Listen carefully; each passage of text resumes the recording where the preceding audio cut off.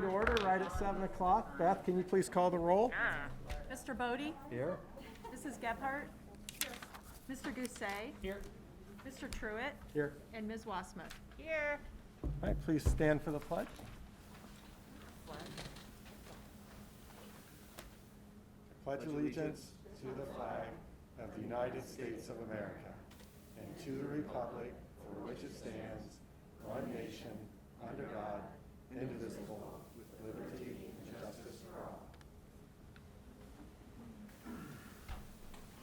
All right, thanks everybody for joining us tonight. You know, in our seats when we see a crowd, the first thing is what have we done this time? But hopefully have some good celebrations tonight. Mr. Call? Yeah, so I want to begin by, we're going to recognize 4 retirees, 2 of which retired last year. However, because of COVID, we weren't able to formally recognize them as part of our board ceremony, which we always love to do, and quite frankly, it's one of our bittersweet but more fun and exciting things to congratulate and formally recognize our retirees today. We have prepared for tonight. Each of the principals are going to speak respectively about each of you. However, I did want to share that collective among these 4, so Susan, Billy, Carmen, and Lydia, there's over 100 years of service to Grandview Heights.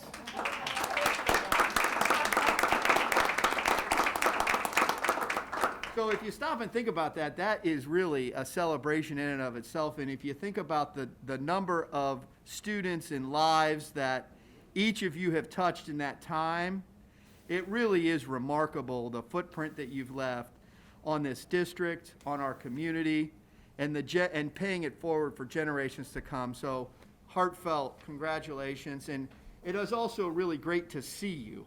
You know, Susan and Lydia, I haven't seen you in a while, and so it's equally as great to see you, Billy and Carmen, but I've seen you more recently, so congratulations. So with that, I'm going to begin with Mrs. Olam. I'm going to begin with Mrs. Falk. This is beautiful, by the way. Is this new? It was made by a student for Mr. Heck. It is beautiful. Okay, so I'm going to talk about Susan.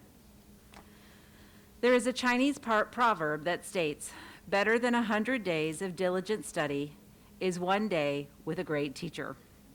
Susan Falk is one of those great teachers. She was a teacher who continued to learn and refine her practice and to meet the need of every child in her room. Susan was always willing to try something new. Her teammates said, let's do Google Hour. She said, sure. I said, hey, you want to be part of a grant and get all new furniture in your classroom? She said, sure. Her teammates said, hey, you want to create a literacy classroom and I'll create a math science classroom and then we can have our kids move classes? She said, sure. She was always reflective and always willing to refine her practice and enhance her practice. She's compassionate and kind and showed every student who walked through her door respect and faith in their abilities. She never gave up on a child and was open to seeking advice from her colleagues to ensure her students met their full potential. Her calm and encouraging demeanor made her classroom an amazing place for a child to grow. She was a friend to everyone on the staff and was always willing to lend a hand, share ideas, and just listen. I was honored to be her principal. Thank you, Susan, for dedicating 24 years to the students and families of Grandview. You will always be part of the Stevenson family.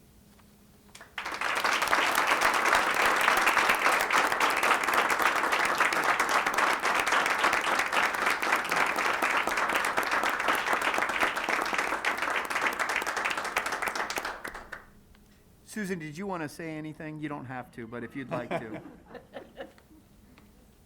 very, very much. It was an honor to be a teacher here. I loved it.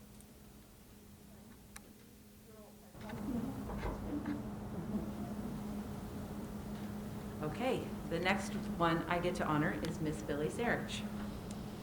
Billy Serich was not just a teacher in Grandview, she raised her family in Grandview and has dedicated 30 years to serving the students and families in this community. Billy dedicated her career to helping the youngest learners.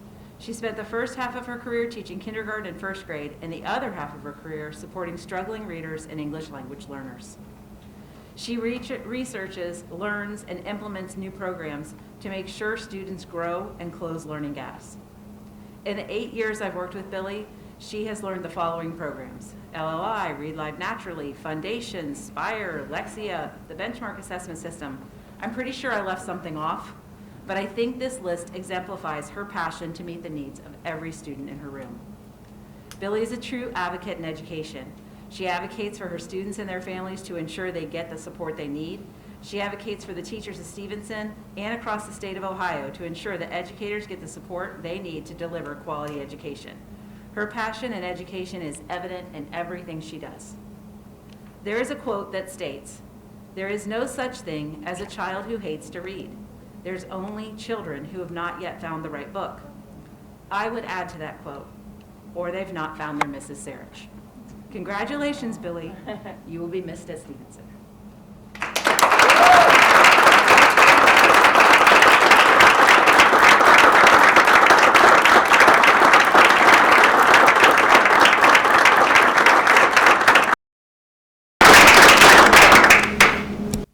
Billy, you want to say a few words?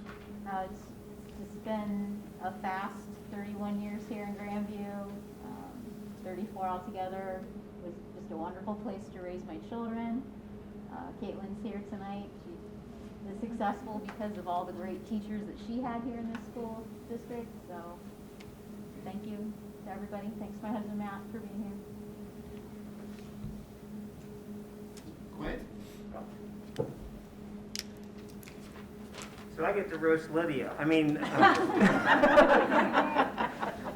so when I was asked to be here, I was just hired this year, as many of you know. I knew the teachers in Grandview through the eyes of my kids. So to me, Lydia was Brenna's mom, and Billy was Caitlin and Connor's mom. So this year I've come to know her better as a teacher, and I'm really impressed with her passion and her commitment to her team and her students. So I asked her teammates to share a few words. So one of her teammates, I'm not going to say who, said Lydia is one of the most student-centered and passionate educators I've had the pleasure of working with. I've never met another educator who truly pours herself into every aspect of her job. She loves each and every one of her students and only sees the best in them. She pushes her students to be global learners. I personally learn so much from her every day, not just on how to be a better educator, but how to be a better human being. On a personal note, Lydia is carefree and enjoys each and every moment. Her laughter is contagious, and her stories are outrageous. I will miss her incredibly much. From another one of her colleagues, Lydia truly loves teaching. She loves it so much that though she is retiring, she doesn't want to talk about it because it makes her sad. She has a passion for kids, period. She holds students to high expectations, yet is a ball of fun in the classroom. Her spirit is contagious. She is a one-of-a-kind and will be sorely missed by the teachers and students alike. And another colleague said this: Lydia is a bright spot in everyone's day. She always sees a positive in every situation and with every child. Lydia truly cares about each student, and it is evident in how the kids respond to her. Students love the setup of her classroom. Very calming and welcoming. Lydia incorporates music into most lessons and finds a way to connect with each student. Lydia is a good listener, an extremely supportive colleague. I give Lydia so much credit for persevering through this past school year and navigating all the new technology. She spent countless hours reworking lessons and working with peers to make sure each day with her students online went as smooth as possible. She is funny and always makes us laugh. At least once a week, she misplaces her phone, her glasses, or both. The best time she couldn't find her glasses was when she stood up and the glasses came out of her pant leg. There are other Lydiaisms that we hear a lot, but I don't think we are able to share them here in a public forum. All I do know is that you will be missed by all the staff and students at EILMS. Thank you for your service.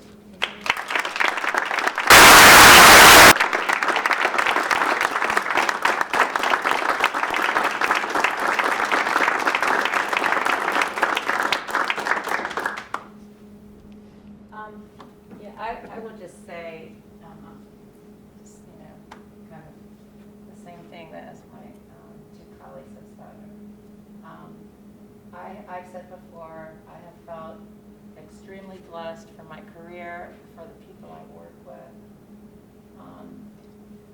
I don't know, if you're feeling down about, things that life has thrown at you, I feel like in teaching, you've got it made because you've got all these beautiful people around you who just help lift you. And of course the students, they don't let you dwell on anything too long because they need you, and so there you go, there's your energy. So, thank you, and feel very blessed. Thank you.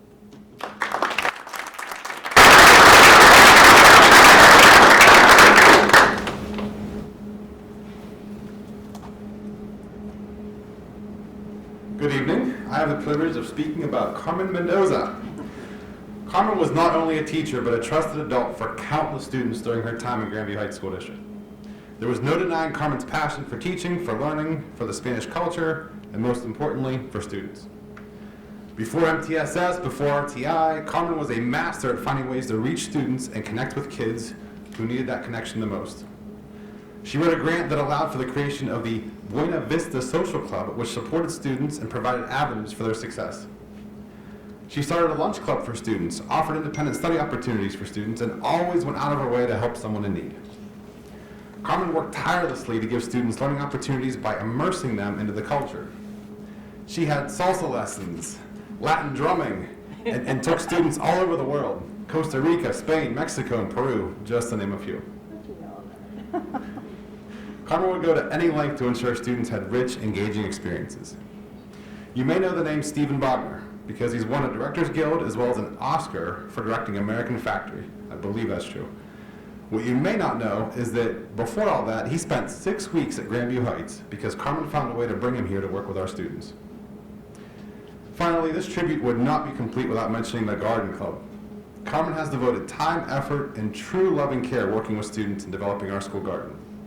She has served this district and community in and out of the classroom. And I'm going to go on record right now and say that Grandview Heights has the most impressive garden club in the state, and it's due to Carmen's passion.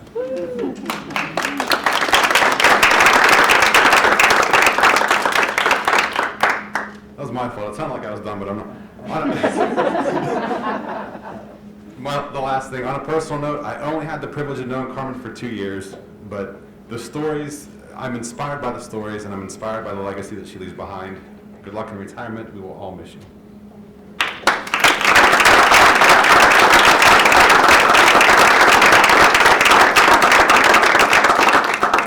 just want to thank everyone. It's been an honor to work here. And I've grown a lot all these years.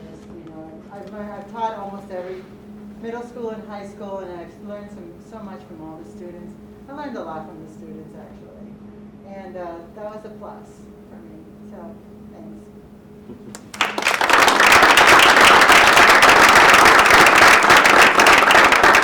So we do have a small token of your service to Grandview, and it reads, "When gentle breezes blow and you hear these wind chimes play, take a moment to remember the many, many young lives you have touched throughout your teaching days.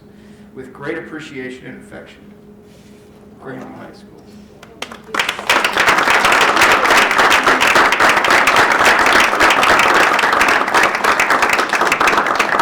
So we do want to get a picture also. Would you guys mind getting a picture? And principals, why don't you guys get in it? Do we hold our presents? Where should we go, Haley? You want to direct us? It's in front of this thing? Yeah, maybe here with all your admirers behind you. Here, why don't you four get in the front here, and we'll get in the back. How's that? It's Anybody going on else? the website, so. Billy, go a little bit this way. Here, Angie. Oh, he goes that way. There we go. I'm sorry. Now in your way. No, I'm sorry. Let's see. I would say smile, but. Smile. Ready? 1, 2, 3. You get to sleep late. You don't have to be here right away. You can have coffee all morning long. Got that. Go to the bathroom. There's a teacher. Better, right here. That's right. Thank you. No, thank you. If you want any pictures with your family, I'm happy to take them.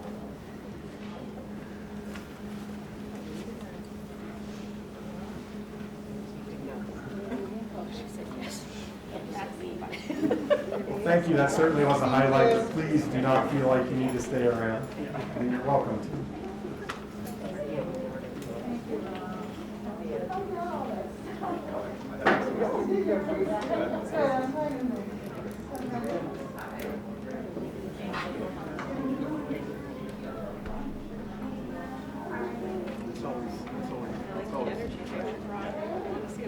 Always gets me.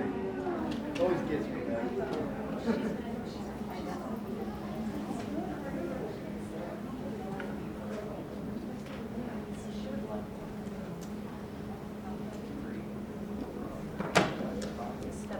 Yeah, it is a little tall. I felt that. It was making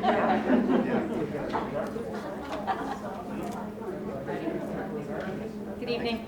My name is Megan Hada, and I'm here to represent Start Talking Grandview tonight, along with Allison Gessner-Rooney, and on behalf of the board of Start Talking Grandview. It's our honor to present our first ever Start Talking Grandview Prevention Advocate Award.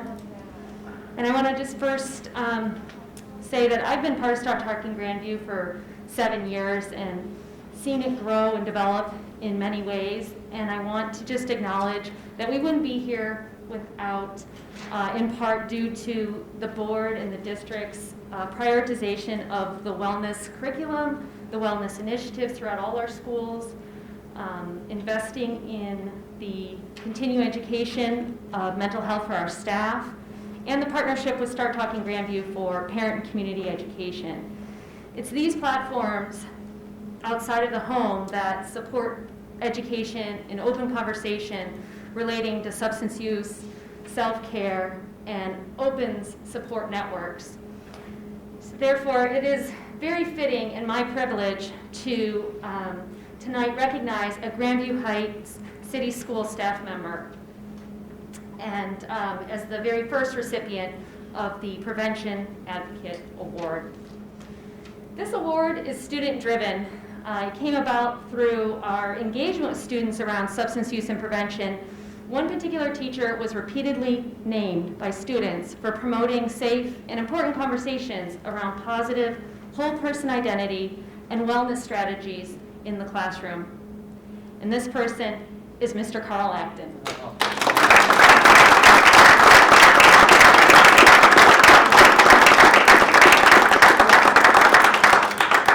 I'd like to share some quotes we received from some students as they spoke of Mr. Acton. Mr. Acton does nothing less than encourage and inspire. I am proud of the person I have become. The lessons Mr. Acton taught us undoubtedly factors into my personal growth. As my middle school teacher, Mr. Acton taught me the importance of mental health as a student. He was the first teacher that ever recognized and preached for self-worth. He always said, "You are not a number." A student's worth and value does not come from a grade. There is so much more to a student's identity. He showed me that teaching is more than teaching the curriculum. It is an opportunity to mold the significance of a young mind, to convey to a student that they matter and are important, no matter their grade card. Thank you, Mr. Acton, for the support of our mission to start talking about important and potentially life-saving topics around student mental health, positive coping, and substance use and its impacts. I'd like to invite up this year's Start Talking Grandview Senior Scholarship recipient, Lindsay Bertani, and Mr. Acton, if you will.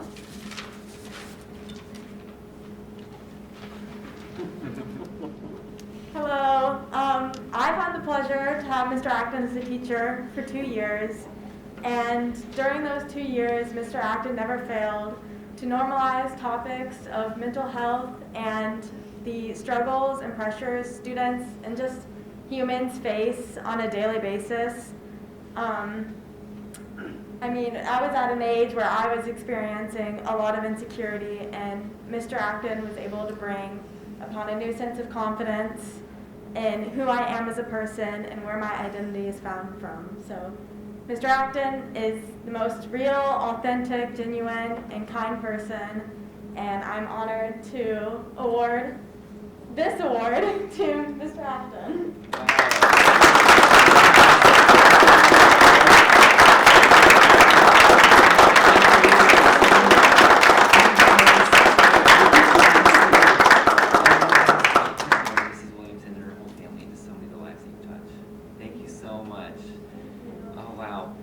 Tendency to talk a lot, but I promise I won't. But may I just say a few words? Would that be okay?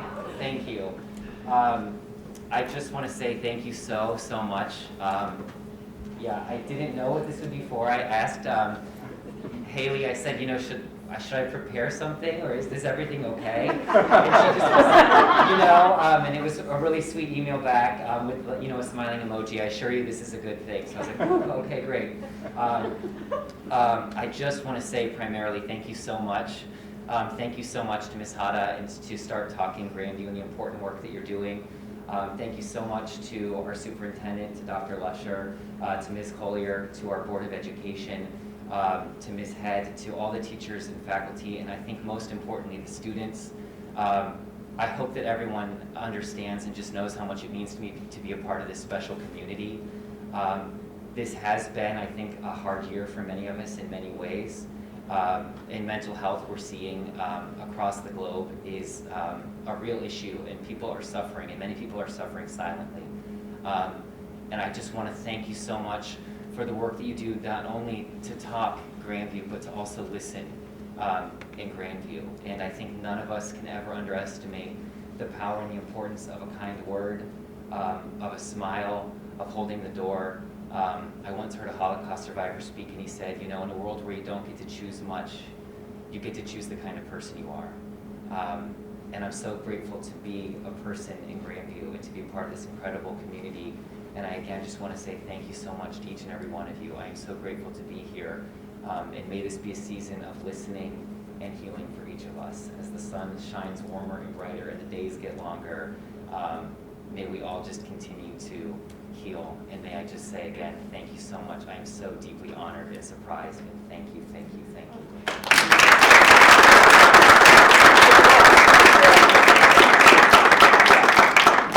Before we get a picture, I want, if I may, I'm sorry, I can't help myself.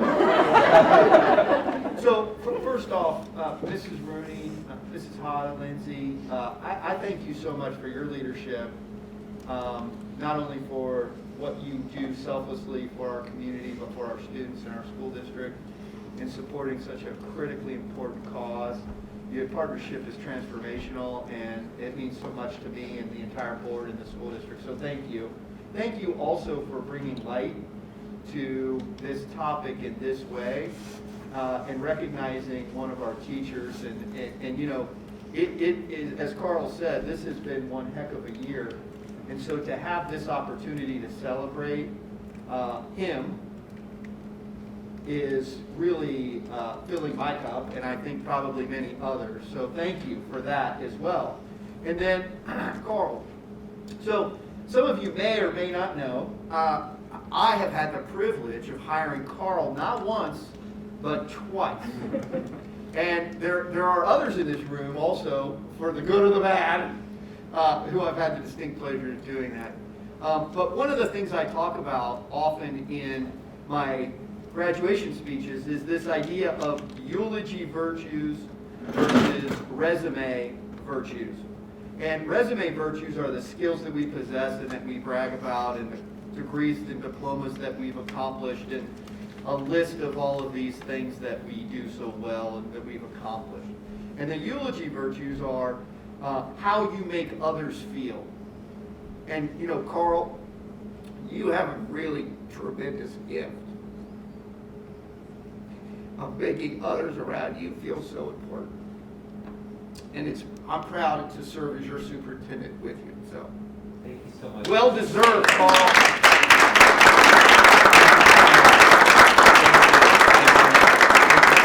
Well deserved. All right, picture.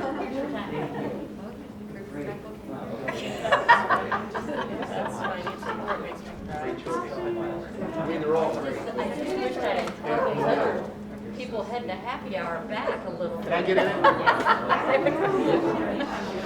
I figured.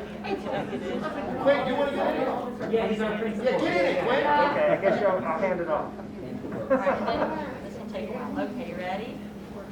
I'll scooch in uncomfortably close. There you go. 1, 2, 3, smile. And again.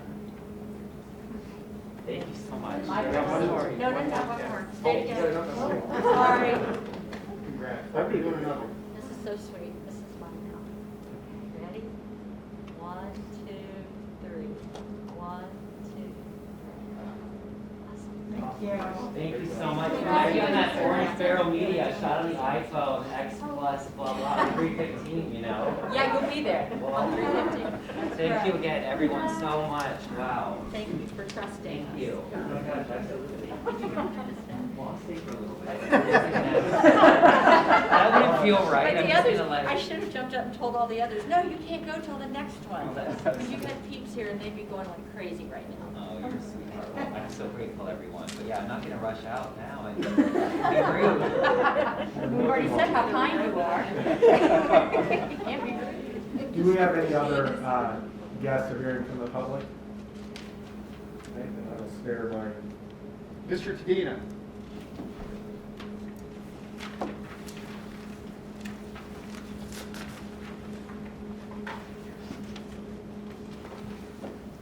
Thanks, good evening. Every month, I come up here and or virtually or whatever, and we talk about our accomplishments or we talk about bricks and mortar, and I'm very grateful to sit and witness the recognitions that I just witnessed, because it makes it that much more motivating, that much more inspiring as to what we're doing here. The fact that our team gets to be a part of building a place where you're changing lives and, you know, you're developing life and developing people with so much care about everybody. So puts the why behind, you know, the report out that I'm going to give, and it's very motivating for us. So thanks for letting me be a part of this and listening to that. So a construction update for us this month is, you know, pages long, because we're accomplishing and we're completing a lot of work, and we absolutely need to, because we're going to deliver this building to you on July 21st, and that's where we're heading. So, you know, from the last time that we talked, I mean, I think today, as of today, minus the material leave-outs that we've made to access the building, our brickwork is complete, which is a huge accomplishment. All of our classrooms on the second floor have their flooring installed. The ceiling tile is in on the second floor as well. We've painted the gym. The skylights are finally complete, and those are all great accomplishments. The ceramic tile in the bathrooms on the second floor are complete as well. And ongoing work, you know, is casework, fixtures like the faucets and the eye wash stations that are going in the science rooms. Those are going as well. Flooring on the first floor, we've started as of this week installing like the basketball backboards. Those are the athletic equipment's going in the middle school gym. Interior glass has started. A whole bunch of finishes, and we've got them scheduled out, you know, for the rest of our duration here to deliver those things. Big changes from the exterior is next week, site work. So final grading is going to start. We're going to start back in that receiving area. We're going to work our way on the west side, the south side, and then the east side. And so that'll be one closer step to start transitioning into phase 2 as well. You know, permanent lights are on. We've got some permanent HVAC equipment that's on and running and conditioning our space so that our flooring and the humidity levels are controlled for the long term. And we're starting to think about closeouts and making sure facilities are trained, and so we're going to schedule those activities as well, and they know how to operate this new equipment. I'm sure you've heard, we talked about it, Jesse, last time a little bit, just material and supply chain delays that our industry is facing across the country. And, you know, I'd be lying if I say that we're not up against some challenges as well. Our overhead doors are delayed. Some of our athletic equipment is delayed. Some terrazzo's got some lead times. our drinking fountains for whatever reason are delayed. But it's still our plan to work through these challenges with our great subcontractors and still deliver on July 21st. But that's one thing with materials and supply chains that we're up against right now. We're focused on it. We're going to keep working towards it. I'm sure I left some things out, and I know that Colleen and others are still giving tours to neighborhood and members, community members, and staff, and we'll continue to do that. I'll take any questions or that the board might have. Any questions for Jay at this point? And Andy, I do appreciate, I know, when you have a chance to step over there, you send us some pictures, so that and Colleen's weekly report are very much appreciated. I've been sneaking over pretty regularly, Jay, and snapping pictures and sending them to the board. I'm excited for our next, this will be our last tour before we, What is it, next Thursday? I think it's next, I think it's next Thursday. It is. And I want to go. Next Thursday. We can do that instead of board meeting, right? Sorry. Okay. Thank you, Jay. Have a great evening. Thank you.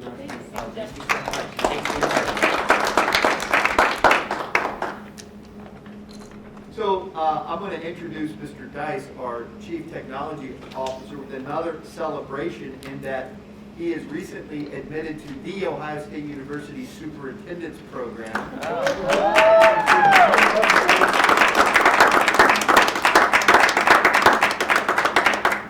So congratulations, Chris, and Thank you, that's Mr. very Cole. exciting. Thank you, Mr. Cole. Can't tell Andy the secrets. Absolutely.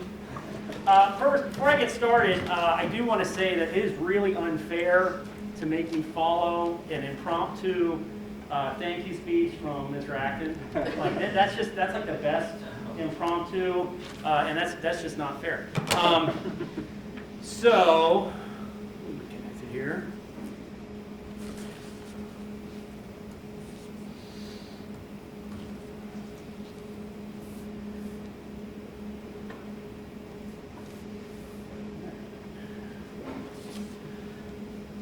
So first off, thank you, board, for allowing us to speak tonight.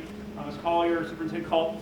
We do want to give you an update on our 2021 update as far as our district technology plan. And the plan is really just to help us maximize personalized learning for all of our students, our staff, making sure everything is working. Some of you may recall 3 years ago, we unleashed really a comprehensive, very detailed, large-scale, very visionary, optimistic technology plan, and it was needed. The research behind that with the teachers and staff, there were a lot of things they wanted to be changed, and that's what we focused on doing, and we really attacked those for the last 3 years. We made amazing headway. We're going to talk about some of those tonight as what we've done, but before I do that, I want to talk about kind of what that plan did for us. As we all know, the last year has been very challenging for our students, our parents, and our staff. And if it wasn't for our technology plan, I think we would not have fared so well. So I really honestly want to give a really big hats off to not only what we accomplished with that, but Mark Alter, Jessica Fields, Matt Mallory, they're here tonight. If it wasn't for them and their work in order to get us to a point where we tackled that plan and we got our teachers and our students and our infrastructure ready for what happened to us without knowing what happened to us, that's pretty impressive. And so down there I got a little quote: "Plan your work, work your plan." Very wise superintendent once said that to me more than once. And that's what our technology plan was. That was our plan. And nobody said plan for COVID, but because of our technology plan, we were ready for COVID. And I think that's quite impressive. So just as a quick recap, 2018, we released a plan, had 12 goals in it. These goals were all about an evolution, or I'm sorry, the goals were definitely an evolution, but they were more about how can we get our district ready for the future and get where we need to be. And we looked at all facets. So our 12 goals in there were really everything from infrastructure to make things work, software and services and how we address issues and helped our staff and our students and our parents, And then obviously our one-to-one device rollout that we did to make sure every student had a device. So over time, over the last few years, we also had staffing adjustments in order to meet those needs. So just real quickly, this is everybody that's in our department that really does all of the work. IT service, we've got Matt, we have Manuel, and we have Evan, and they do a lot of work. Matt's going to address some of those things that they do tonight. In the middle there underneath EMIS and data, Jamie McClary as our EMIS director, she does amazing work, not only for submitting all of the things that we have to EMIS, which is a litany of things. She also helps out with testing, helps out with various things, any kind of any requests that people have for data, she's happy to jump on board and pull those. And then obviously there's learning, the 21st century team, Mark Alter and Jessica Fields, and they are really the coaches that co-teach and coach our staff and perform all the professional development that we need in order to get everybody ready to move forward. So, like last time, and like in 2018, we don't just randomly kind of put together what we think about and how we think. We follow or we help subscribe to certain frameworks. And these are three of the frameworks that are kind of a foundation of what we do. There's ITIL, and what ITIL is it's IT Infrastructure Library, international framework for how you run, from a technical standpoint, how you run a large organization.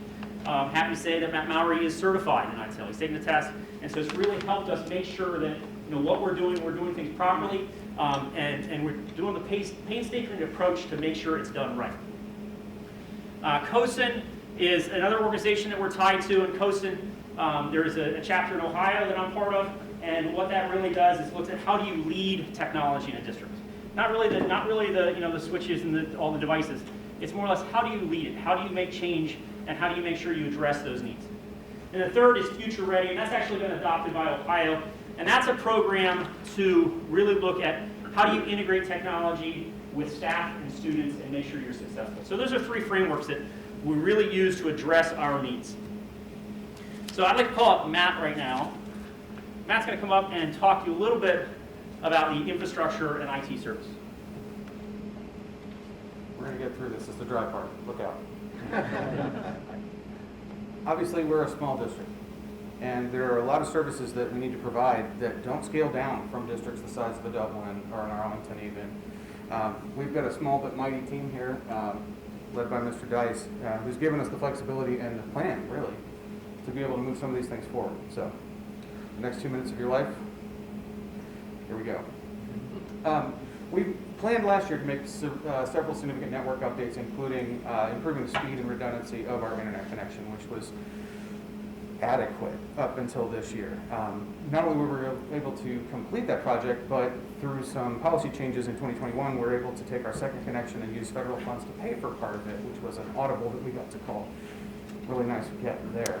The presenter notes are gone. We're winging it. As far as cybersecurity goes, public sector institutions of all sizes have become, and it's on everyone's radar, news and everything, we're a primary target for bad actors.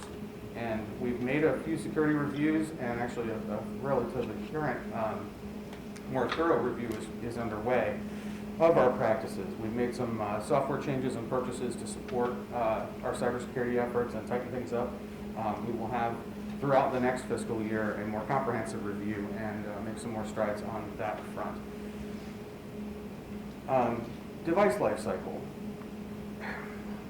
I'm going to tie this in with inventory tracking.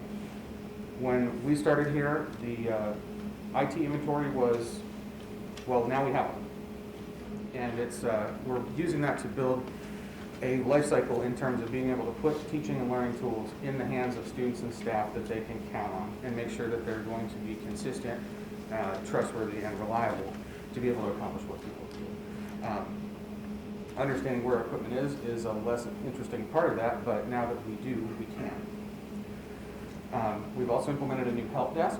Our ticketing process for both teaching and learning tickets and for IT services gives staff a consistent and reliable point of contact that they know they can reach our department, and one way or another, through one channel or another, we will serve their request. Last year, we served 3,000 support tickets. Up to now, well, the year's not quite over yet. I think Chris puts this really well. We're not here because we have computers. They're the tools that people use to do their jobs and people to learn. And I think we're improving tremendously, and I think you'll see some more benefits coming forward. The investments that you've all made in us and in the process to continue to turn out the high quality that we do. Anybody have any questions? Thanks. Not bad for no notes, right? Hello, everyone. How are you? Well, I'm here to talk about the responsive role of a coach. So, as Chris said, currently Jessica and I are both instructional coaches, 21st century coaches. This is I think it's my 17th year here, and it's been really interesting to watch how the role of a coach has changed. When I started here, the role of a coach was to jiggle wires and teach people how to use technology.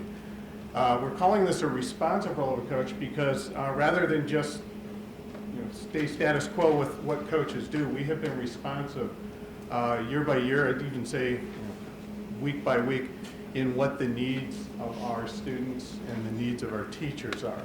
So we don't just walk into a classroom and say, hey, here we are, here's what we're going to do. It's always in response to what teachers are doing and what our students need. Back to the personalization and maximization, I'm sorry. So some of the work we do, and you'll see that a lot of this no longer really centers on technology. They're best practices, they're philosophies of teaching and learning and assessment. Excuse me. So we do a lot with helping our learners and our teachers make thinking visible. We look at, how do we learn? What does learning look like? How do we repeat the learning that works? And how do we not repeat the learning that doesn't work? We've been doing a lot with harnessing creativity, working with the Columbus Museum of Art, working with Harvard's Project Zero, in the role that creativity plays in thinking, learning, and again, assessment. We've done a lot with designing and engaging learners in authentic learning opportunities. So by that I mean project-based learning, but not project-based learning that's just a canned project. It's authentic experiences that have a shelf life of learning and understanding for our students beyond their class, beyond school.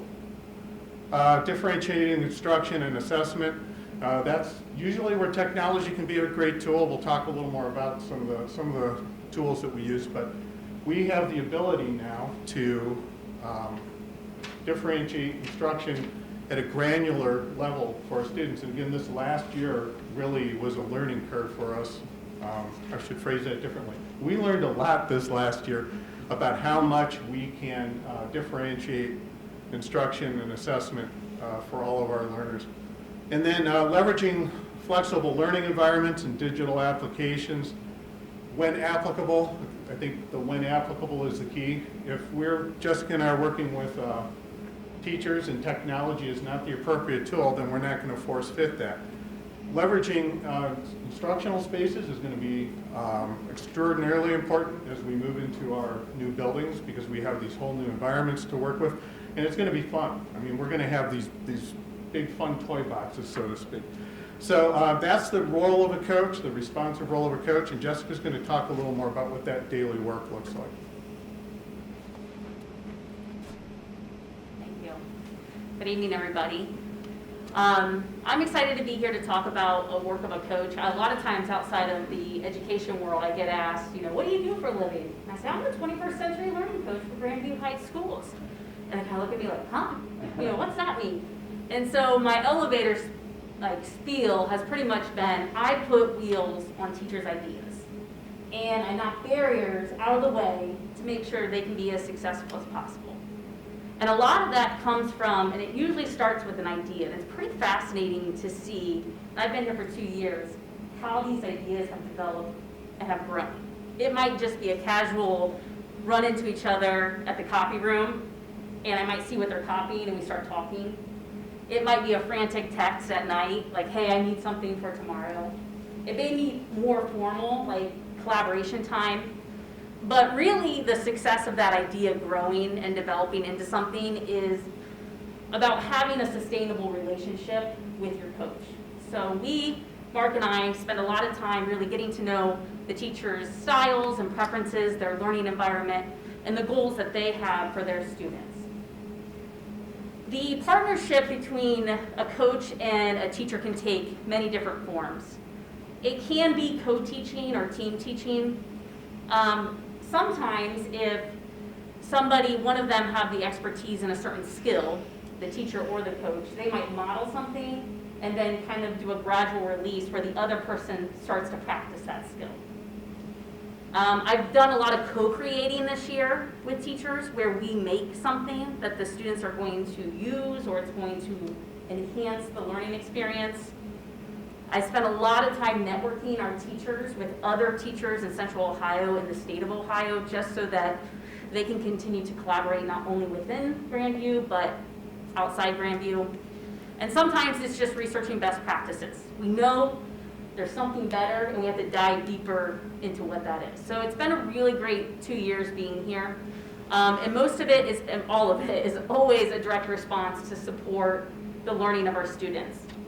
And that is grounded in our curriculum, but we have these wonderful learning attributes in our district as well that I kind of see as the gold to the curriculum. It kind of holds it together.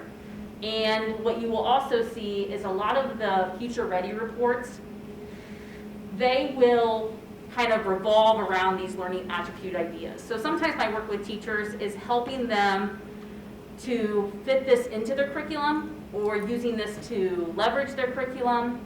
You know, my son, he's in 3rd grade and my daughter's in 1st grade. So just my son alone, his graduation year is 2030. So there is this part of our job description that's called 21st century. And that's kind of the fun part of our job. We also have to stay up to date on trends. You know, this is from the Future Jobs Report, and this is only 2025. So even when my son leaves his high school, this will already be updated. But you will see a lot of these skills, the analytical thinking, problem solving, active learning and listening skills, creativity, all of those things that Mark listed, the work we're already doing with teachers is helping our students practice that here so that they are ready when they are adults. So I'm very excited to be part of this team, and I'm going to turn it back over to Mark.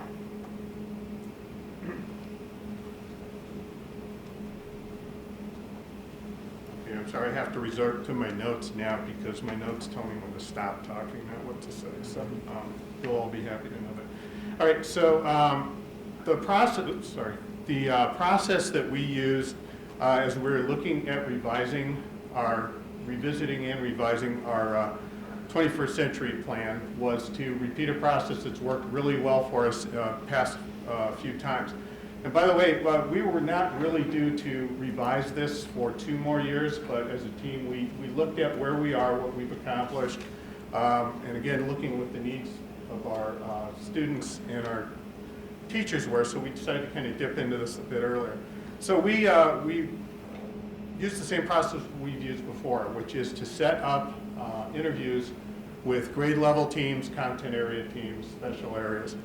I love working with our teachers because they have no ego at all involved in talking about their work. They are totally focused on what the students need, what their learners need. They know their kids the best. So we set up interviews with them.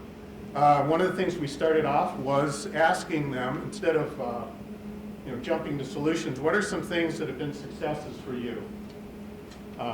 And ask them to think back beyond this past year. Everybody had success. It was baptism by fire. But we just asked them to talk about successes that they've had and their students have had in the past few years. And it wasn't necessarily limited to technology. Then we looked at what do teachers want, what do they need to build upon their current momentum.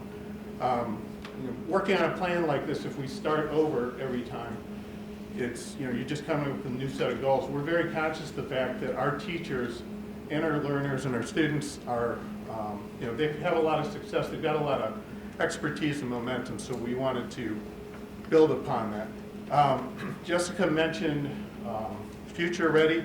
Some of these questions that we asked, I'm not going to go through the whole survey with you, but so the questions that we asked teachers focused on features of future ready. So we weren't just making it up in a vacuum. So fast forward, there were a couple overarching themes that came from our interviews. We went through all the interviews we had with teachers, which focused on, again, the successes they've had, what PD looks like for them, how can we refine professional development PD to personalize it a bit for each of them. Two overarching themes came up. One was professional development.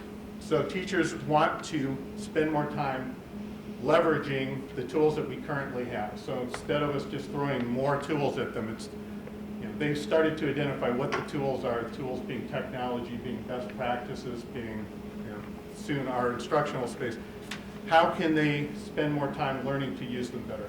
How can they learn software better, the software that they have? How can they refine practices of collaborative teaching and learning practices? So again, with our new spaces, that's going to become even more important.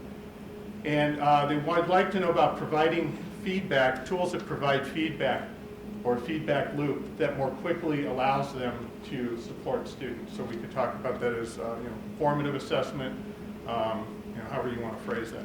The other, Matt had already talked about IT services. There were some things specific to that where teachers would like a little more control over how filtering is done. So if a teacher is in a classroom and they have a lesson they want to do, they're doing just-in-time instruction, or they have a resource, they would like the ability to, with their good judgment, to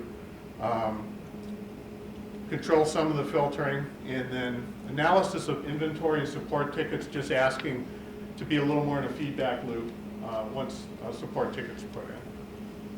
Okay, questions about that? Because I kind of rambled there. I wasn't watching my notes. They also have so from that we came up with some goals. From those two overarching topics or themes, we came up with some goals.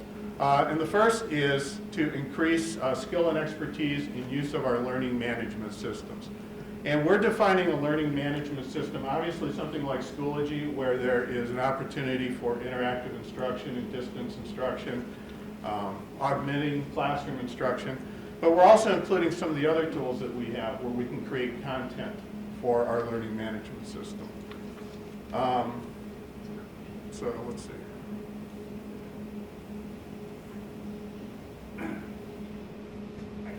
You got this one. Oh, good. Okay, as Mark said, we do all this research with teachers, and honestly what we found out, and something I failed to say earlier is, last time we made a technology plan, there were 12 giant changes. And they were all asked for. I mean, the teachers like, we need to change this. This time around, we asked pretty much the same questions, and we didn't get, we need to change stuff. We need to keep using this stuff. We need to get better at using this stuff. So you're going to notice a big difference. Goal number one kind of feeds into goal number two a little bit, where you have the learning management system the students are using, and teachers are interacting with the learning management system. They're posting content, students are getting stuff, students are posting content, and there's a lot of collaboration and shared information that goes in there. One of the things that teachers want to have the ability to do is a better interaction. We currently have it, but they want to have better interaction of how do I push something to a student's screen, or how do I lock something onto a student's screen, or how do I present a student's screen. So we have tools now that do that, but what we've really found out is that those tools are good, but they're not good enough. So we're going to have to kind of go through this evolution of what's out there and what's available. And it's like anything else. You get something and a year or two later, all of a sudden now it's outdated. We have really good stuff that we're really focused on. Now we're looking at what is going on in the marketplace, and are we kind of tied to the right tool? And I think that's a cat and mouse game. Are you tied to the right tool? So we have to really investigate. And this is one of our investigations that's going to occur. We are going to look at how our teacher and student devices interacting in the classroom, and we really want to elevate that. So this goal, it's currently what we're using right now. We have this tool called Relay Classroom, and either that's going to modify and change, or we're going to modify and change and kind of move to something else. But it's something that teachers really love to implement. Yes, sir. Yes. No, Mark. All right, I'll do it. I can. How are you doing? I spoke to through this a little bit anyways. So there is power in being a small district, but there's also power in connecting with other districts. So another thing that came out is they want opportunities to have vertical collaboration time, and sometimes, especially this year, the structure just doesn't always allow. So we want to be creative with that, and we want to provide them PD opportunities that meet the needs within the district, but then also allowing them to maybe go and observe other districts, especially with the power of Google Meet and Zoom now, we have the ability to connect across the world. So that is another goal for this coming plan.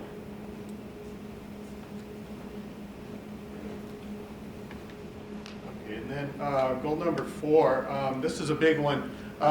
You know, in the past for a long time, we've had smart boards, we've had interactive touch devices, and they've become a major part of how some teachers teach, how they create interactivity for their students. In the new schools, we are not going to have smart boards. We're going to have tablets. We already have iPads. We're deliberately not using, I just used the iPad word, but you know, we don't know if iPads are going to be the device down the road, but we're talking about what a tablet can do. So you know, with a tablet, a teacher can walk around the room. They can use this as similar to a smart board. They can use it as a display. They can use it as an interactive teaching device. They can hand it to a student as an interactive learning device. So we're going to have a major focus on leveraging this technology as we move forward. We've got some really good ideas from teachers for how they want to be able to use this, and then we will also be presenting them with some ideas.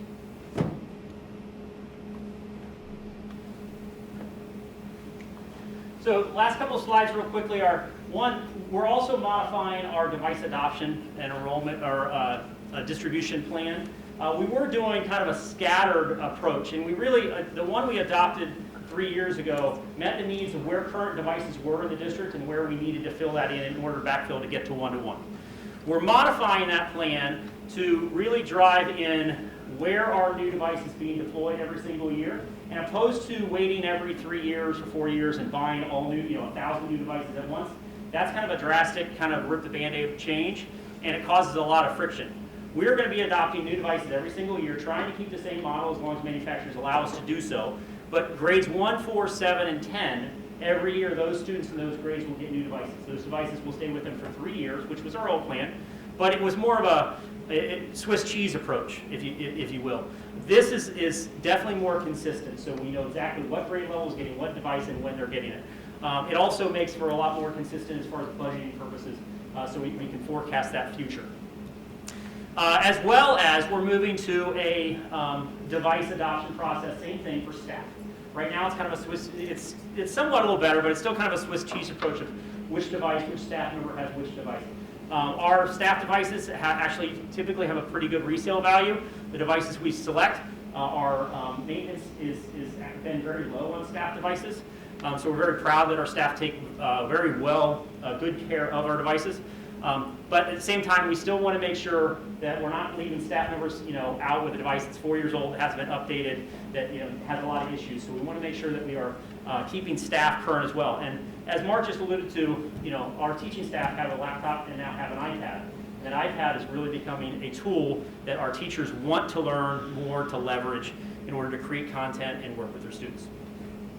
So that's a quick gist of where we were, where we're going. Those are our 4 big goals. I don't want to say we're going to be back here in 3 years, 5 years, or wherever, because as you know, things change and things change fast. Didn't know COVID was coming, and I don't know what's coming next, but we are going to try and be prepared. Any questions? Very thorough. Any questions for Chris or his team? Or comments? Not a question, a comment. Because I remember in 2018 when you did the first technology plan, and I was like, oh, look at you all, you're doing so great. If you hadn't had the forethought that you had with your team and where you were going, I don't think Grandview would have been in the same spot that it was with weathering. Weathering isn't even the right term. When the pandemic hit, when everyone just got sent to their corners, every student had a device and every student had a hotspot. If they didn't, Grandview never stopped learning. And that's a lot of your leadership. And there's things that, like, we're starting to see how good Grandview has done in this pandemic. And in my opinion, I think the metrics are catching up with what's actually happening. But it's your leadership. And these are, like, I can't say thank you enough. And it's, like, I'm proud to serve this school district that has the form that, like, we're gonna do this. If the pandemic hadn't hit, who knows where we'd be, and we can't spin that wheel. But we're just still moving forward. And that's thanks to what that technology, because I remember in 2018, I was just like, wow, like this is Disneyland for me. Like, I'm like, I cannot believe the things you are doing. And thank goodness, because it's just you and your team. You've done such great things that have kept us going. And I really appreciate the fact that it's not, we're gonna take the LMS of the week, and here, teachers, this is what you have today. Like, you sit and you listen to what the educators are doing, and you make it work for them, which as the educator in me is like, this is why we're good. So thank you so much for your leadership. Thank you for the plan, and the fact that it's like, we're still coming out of a pandemic, and you're like, wait, we have this, this, and this. Thank you so much. I mean, it's just tremendous what you're doing. Again, impressive. Thanks to all of you for a very comprehensive approach. So I'm struggling with how I exactly want to phrase my own question, but you know, I think there's this tension between when you have 100 different teachers and all these different grade levels and people at different skill levels and doing their own things, kind of on the spectrum. You can have everybody's doing everything, let 1,000 flowers bloom. You're kind of running and trying to support everything. And then on the other end of the spectrum, whether it's a tool or device or software, you'd be like, okay, here's what we're going with. This is the one thing that we're going to use, and because then it's consistent and we know how to do it and it's robust, and parents don't have to learn a new thing every year, and it's like one thing. So I'm wondering if, as you're thinking about lessons learned from the past couple of years and moving to the future, if that is a struggle, if there is something that you're heading in one direction of either becoming more like, here's the tool we're choosing and we're trying to make everyone follow that, or are you becoming more kind of liberal and letting everyone do their own thing, or maybe in some areas it's one, in some areas the other. Just wanted to hear kind of where your team stands with that. So obviously these are our goals, right? And so the process will dictate the outcome as far as all of that goes, as we get through the process.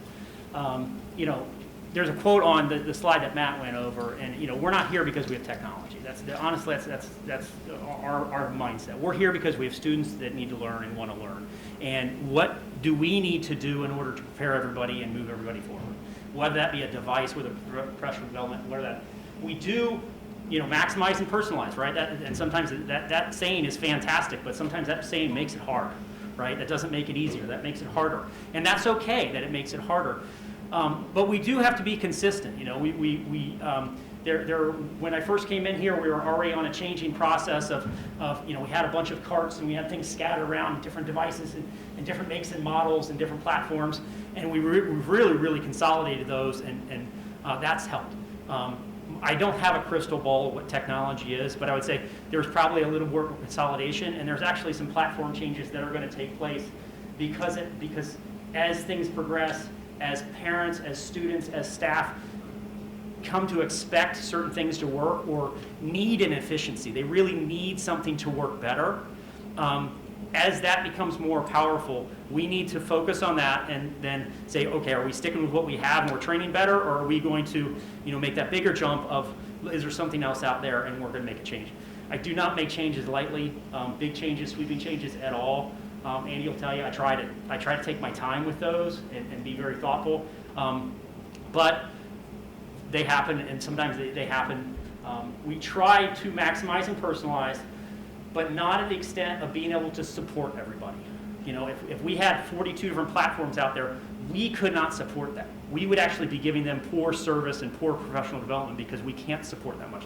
So we have to consolidate in order to maximize. Oh, thank you. Yeah. Well, Chris, thank you, and I'd Thank like you. to personally thank you that you keep the kids and the instruction first, and what you don't see in this presentation, but the board is fully aware, is the amount of technology, hardware, things that you are involved that aren't instructional. I mean, to HVAC control systems, to a lot of things that are important for the operations of the district that aren't instructional. So I applaud you that you have the ability to do that, but still keep your team focused on instruction, and that's a tough skill set that someday have to do both. So thank you for this, and thank you for all the work that you and your team do that's not reflected in that presentation, because it's been a lot, particularly of late. Well, we appreciate it, because, I mean, honestly, it's a team approach, and we work very well together, and we enjoy it. So, and sometimes some of those things are exciting as they sound. So, Yeah. but they're important. Absolutely.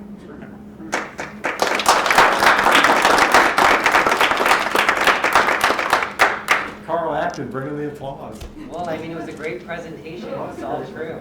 He's showing up to board meetings, next thing you know, you're gonna be here every month. Well, listen, I'm just going to sit her for my dog, and it'll be great.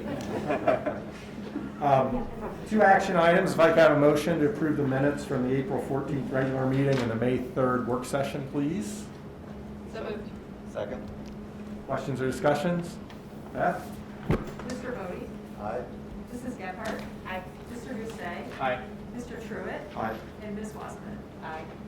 Mr. Call, or first of all, building and department reports. Once again, much appreciate any questions or comments on the building and department reports included in the board packet. Well, Mr. Call, you are up. So, first off, just congratulations to the Herculean effort of our students, our teachers, really our entire staff, our leadership team on the great news with U.S. News and World Report. 4th in the Columbus area high schools. Can you repeat that, please, a little louder? 4th in the Columbus area high schools. You know, it is but one metric. It is but one measure. I think importantly, we like to measure ourselves holistically, but it is an important one, and we are certainly proud of that. Special thanks to our PTO for a really wonderful recognition of our teachers. Dot, thank you. You did a fabulous job. Really remarkable, your efforts and leadership, and went above and beyond. And I say Dot only because I work in the high school, so I'm privileged to see the direct impact of her work for high school teachers. So special thanks to her, and she is here. So thanks to Nationwide Children's Hospital for completing 2 rounds of vaccinations for our 16 plus. As all of you know, or I assume all of you know, we do have approval now for 12 to 15, and we have sent emails out to our contacts at Nationwide Children's Hospital, are evaluating potentially serving as a vaccination center for that round as well. More to come on that. I have no news to share specific about our serving as a vaccination center. Summer Learning 2021 Ignite information has been sent out.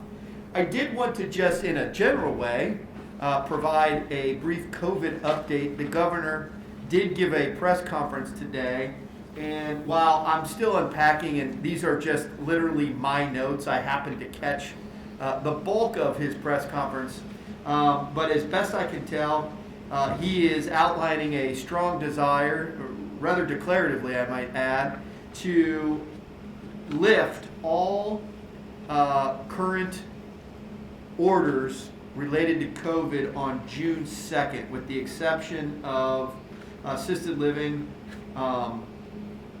locations. He also outlined a myriad of ways that he will be incentivizing those that haven't been vaccinated, both 18 and older, as well as 12 to 15, to get vaccinated. So more to come on that. I think there is some unpacking to do there.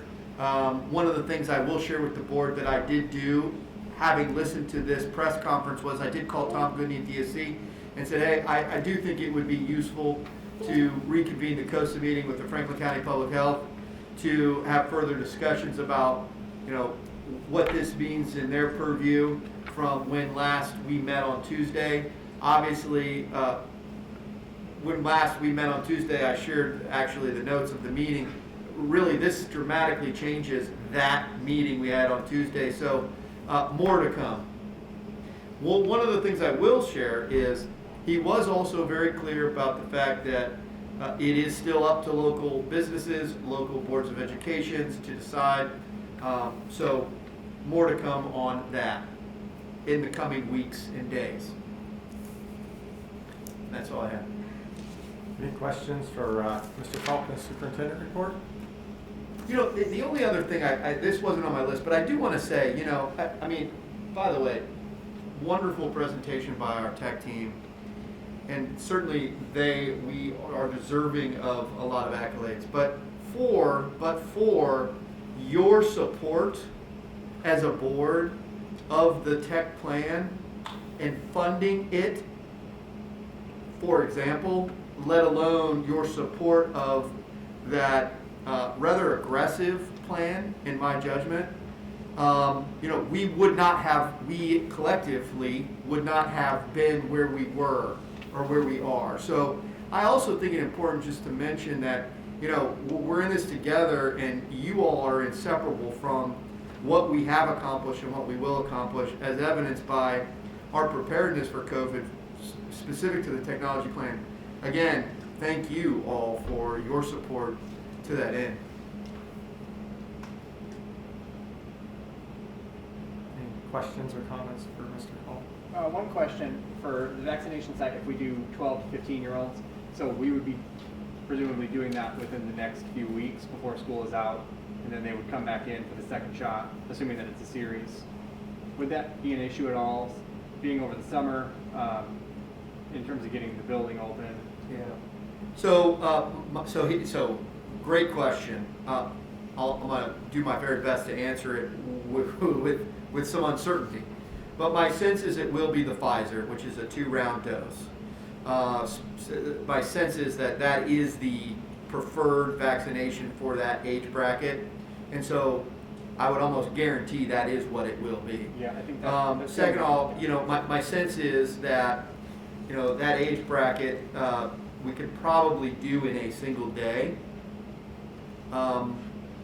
It would require parents to be present in that age bracket, which does create just a rightful differentiation in how the vaccination site was governed. Mm-hmm. But I wouldn't see a problem allocating, for example, the current EILMS gym to do a second round in the summer, even though we're not in session. Yeah. Logistically, it might present some challenges, again, with parents working, et cetera, coordinating their schedules both for 2 days. But to me, I think it's worth doing. Yeah. So that's what I know now. Okay. Now, the one other thing in terms of timeline, my sense is, based on our last experience, you know, we met with them like on a Tuesday, and like the following like Thursday, you know, we had a vaccination site. So, you know, that might be a little bit of an exaggeration, but in other words, the turnaround time there was pretty aggressive in terms of meeting with Nationwide Children's Hospital, communicating to parents, submitting the forms necessary, and then having this site. So I suspect that I might hear something soon. A separate topic, and this question might actually be more directed at Dr. Lesher, I'm not sure, but I just wanted to understand, obviously, where Grandview landed was amazing unto itself, regardless of what I'm going to ask. But I wanted to understand a little bit about this masked data.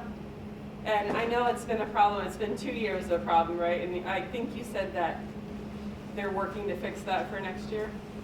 No? Oh, no, it won't be fixed. Oh, okay. Sorry. And it's I just wish a I matter could say of like that. small population, right? We really can't. Right, so there's really no, and actually they're, only the district in the state that I've been able to uncover that's in a similar predicament is that of Marymount. So the reality is that there are essentially 5 quintiles when you take the standardized test for the state of Ohio, and reading and math.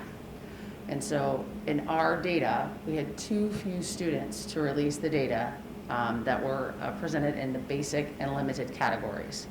So stated simply, we did so well and had so few students in those quintiles that legal counsel at ODE refused to give our data to US World and News Report, and we advocated on both levels with our legal counsel as well. Right, yeah, and I understand the idea is that when a population of students gets so small, the idea that you could potentially identify that student as an individual.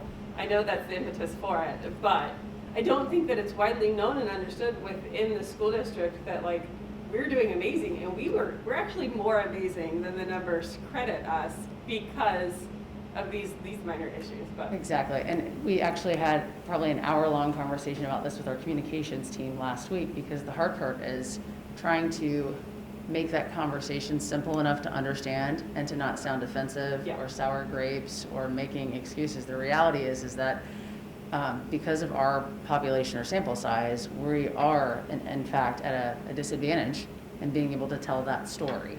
So we have a press release prepared.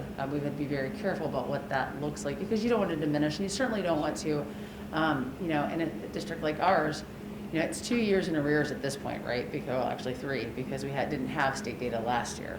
So in spite of the concern around the identifiable data, we still did very well. The challenge really is that there is a story there as to why our data is masked. So we did include that, and I think I sent the screenshot to you all, so you could see actually that there wasn't even a representation of our state or our district data within the state context.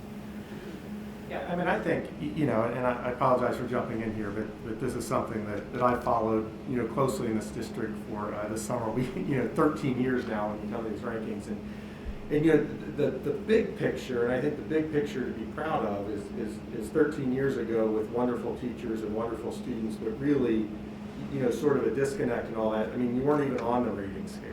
I mean, there wasn't a discussion about, oh, we should have been second or, I mean, it was non-existent, and you know, that, you can make an argument how much that affected the strength of the transcript. You know, this little school that no one's really heard of, and they're not really ranked in those sorts of things. On the flip side, I mean, I would urge the district and the board, you know, we don't want to put our eggs in the basket of an outside news organization's ranking system, which is what it is. And the thing that I'm most proud about this, and I think I can say this with 100% fidelity, is that we've increased rigor and we've increased access to get here, but not to game the system.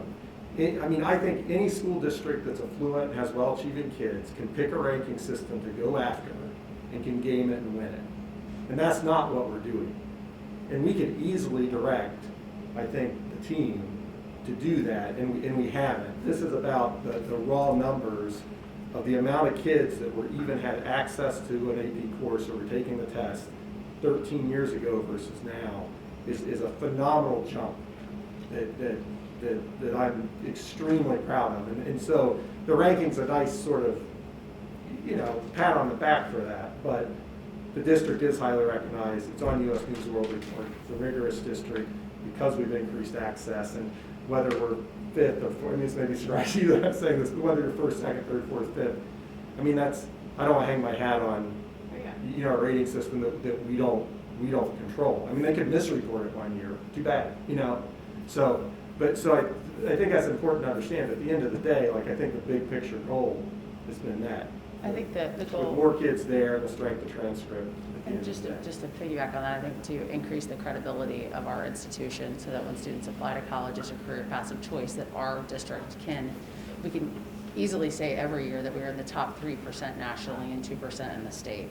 And I would encourage, if you get questions about the masking of data, or people want to have individual conversations, I could talk all day about this with them and try to help, you know, bring some just perspective to what that means. Because, you know, stated simply, we're one of only 5% of districts in the state to get an A for overall achievement, yet our data wasn't relevant or factored into our US World and News Report, so there's a dissonance or an incongruency there. So I'm very happy to have that discussion. I think what we've really tried to find a balance in is that, you know, we don't want to diminish, just even with the data mask, what a great achievement this is. And to your point, there will be an ebb and flow. You look at your trend data over a period of time to find norms of a data set, right? So it could be 1 year we're 5th, we could be 6th, we could be 7th, but the goal is that the credibility of our institution allows our kids to have access to those programs of choice at any level. But that's a great question. I appreciate that you asked it. Yeah, no, absolutely, and I completely agree with what Jesse's saying.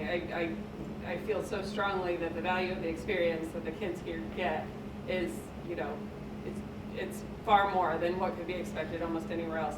And it's not the accolades that were hanging on the wall, although they're awesome and the district did very, very, very well. But the value of the experience is unmatched. And because I believe, like, you know, part of the reason we moved to Grandview is because of the size of the district. Like, that was something that was, you know, a big value for us, and I think for most people here. So, you know, anyway, very proud.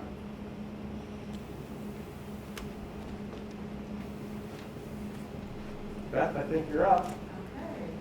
So I have shared my screen on the screen in the front of the room. So I'm just going to go through and highlight some of our financial highlights from April. So some of this you'll see is kind of repetitive from last month, but I'm just going to kind of focus on what has changed. So state funding, we're at about 89% of our budget, and we're a little bit ahead of where we are in the fiscal year just because of that executive order that restored a little bit of that funding. The taxes, the property tax allocation, the Grandview Yard, those are you know, 2 settlements a year, and those are all you know, final settlements have been received, so you can see where we stand with those. Interest for the month was just over $7,000. Our expenditures were at about 80%, just under 80%, and our fiscal year-to-date budget is about 83%. So we're doing good in terms of staying within our budget. The investments in our general fund, the weighted average yield right now is about 1.18%. That compares with the liquid money market account, the Star Ohio account, of 0.08%. So, you know, we're doing what we can to invest some of those excess funds. Although the further we go into this, you know, this interest rate environment that we're in, you know, these rates are going to drop as those investments mature and cycle through those. The construction fund, our interest for the month of April was just over $48,000. Our project to date interest earnings, $1,373,000. Our soft costs, we've spent just over 57% of the project budget, and our construction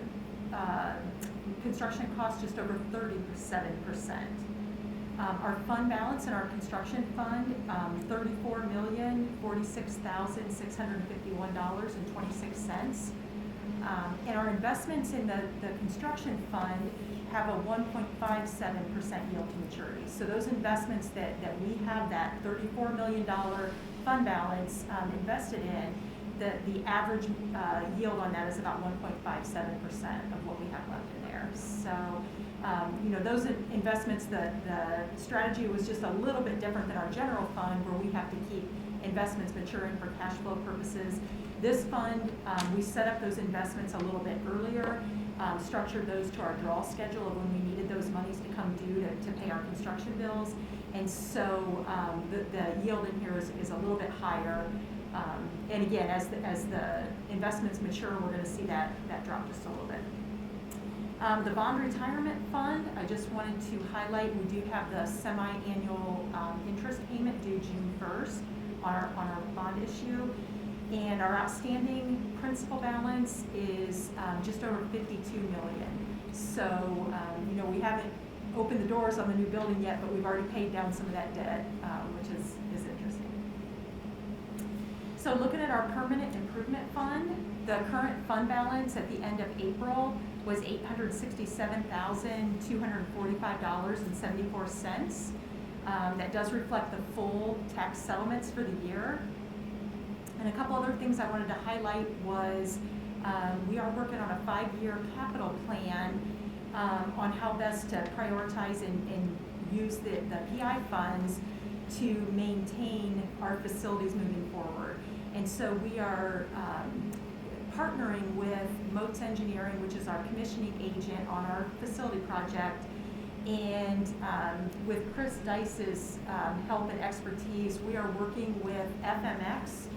That is the current maintenance plan software that we use for maintenance tickets in our district.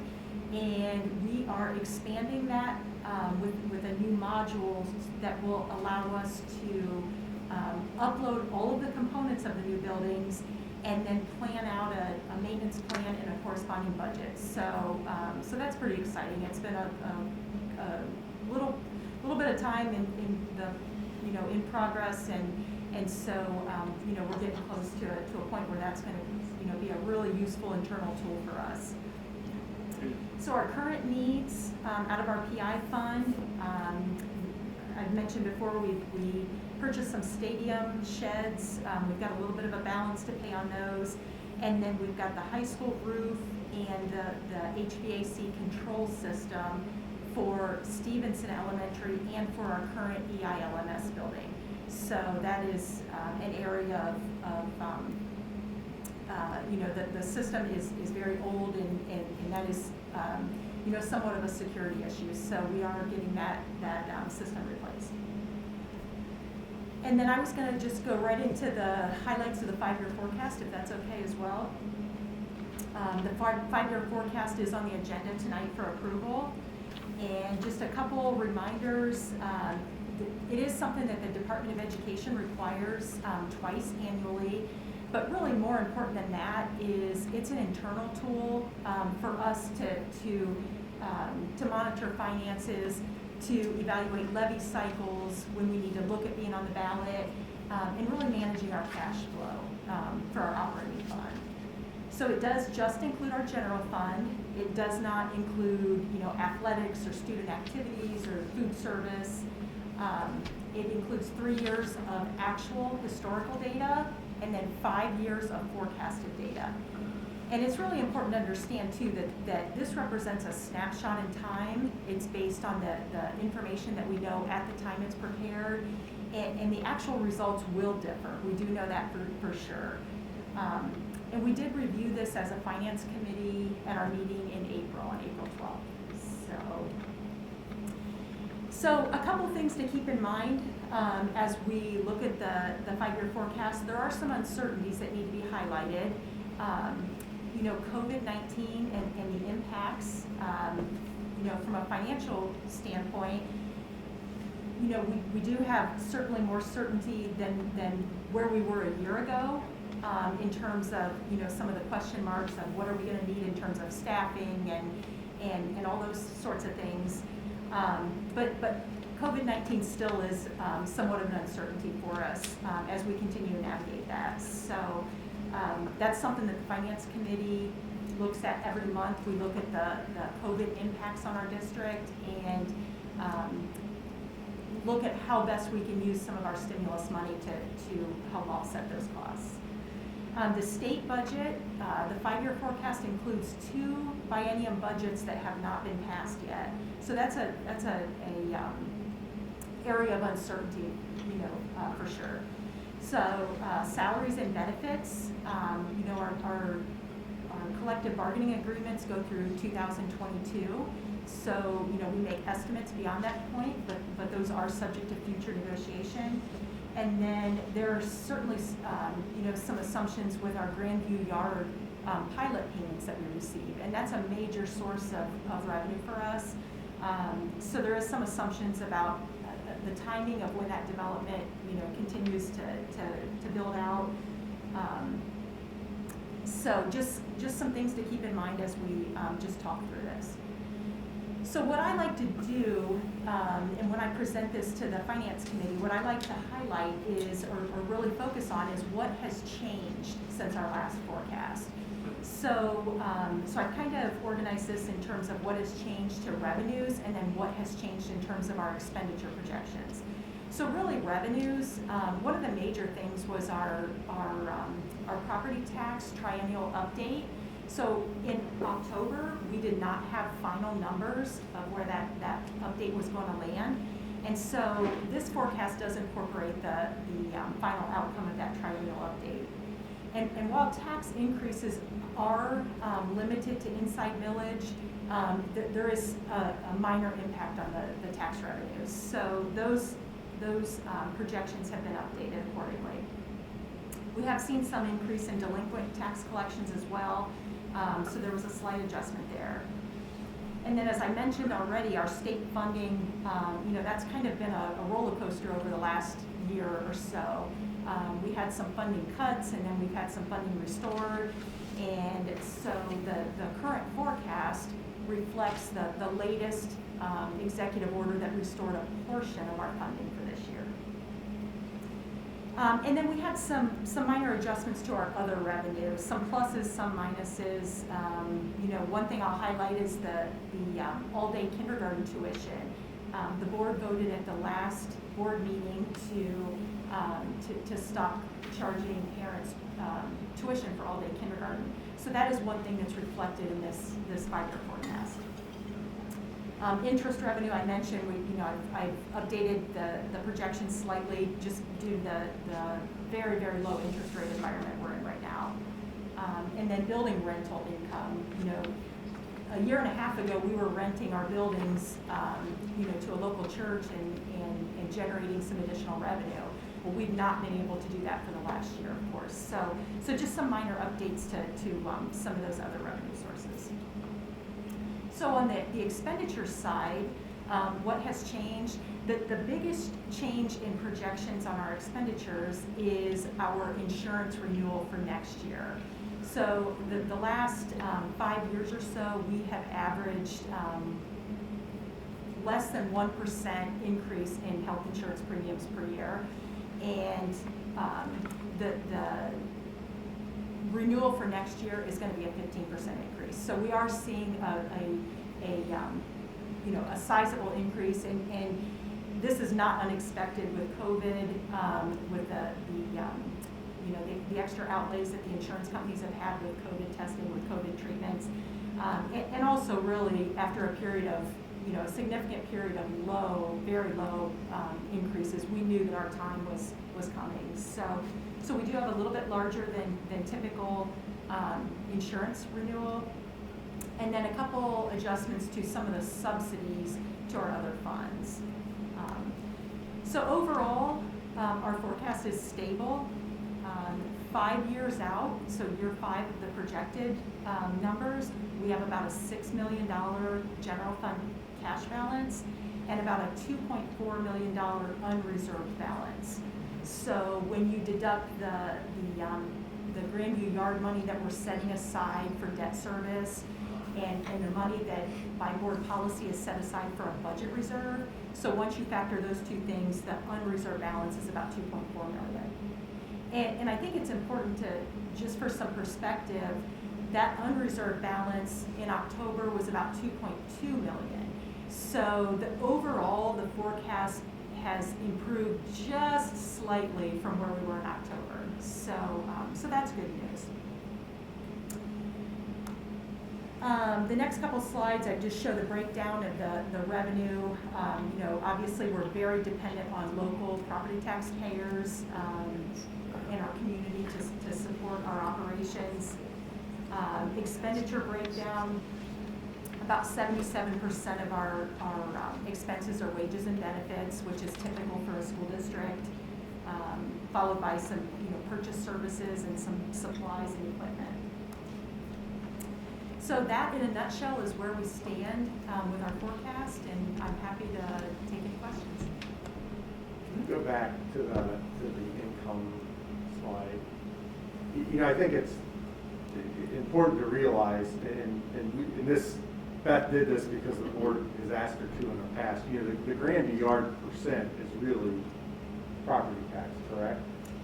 It is local property tax. And so, as that was being developed, we asked to split that out different to see the impact. That we don't take the rest of the property tax and say, this is Marble Cliff, this is Clayton Heights, this is whatever. So, at a certain point, I think we might, and on the 5-year forecast that's submitted for the state, that's not separated out. And, at a certain point, I think we, as that becomes stabilized down there, there's almost, either we divide out all the areas or we don't. I think that becomes less important to divide it out as we move forward as in the next year or two as that gets. But I just want to make sure that, the local property tax share is actually 66.6 plus 16.9. know, that's all sort of, So does that make sense? That's a really good point, Jesse. The reason that we separate that out now is because the Grandview yard revenue, it actually so it is, that money is paid as property taxes, goes through that process, but it actually is TIF revenue, so it is a little bit different than the property taxes that we pay. So on the financial forecast, because that is payments in lieu of taxes is what it technically is termed, it is required to be broken out. Once that TIF is all paid off and there is no,